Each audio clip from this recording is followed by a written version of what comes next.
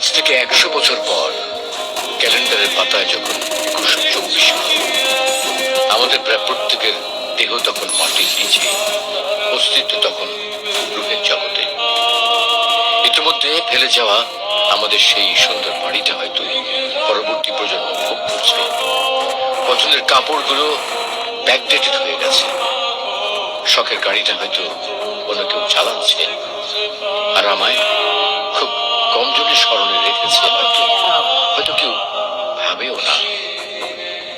হাতে তাদের সময় নেই, যাদের জন্য এত কিছু করতে করতে নিজের জীবনটাই শেষ করে দিয়েছিলাম।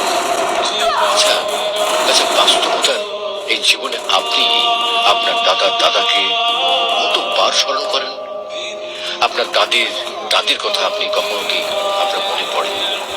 পৃথিবীর বুকে আজকে এই বেঁচে থাকা, এত হইচই, এত মায়া কান্না এভাবেই চলছে। গত হওয়া অসংখ্য প্রজন্মকে টপকে আমরা এই জীবন লাভ করেছি, তেমনি ভাবে আগামীতে অসংখ্য প্রজন্ম ফিরে হারিয়ে যাবে আমাদের এই জীবন।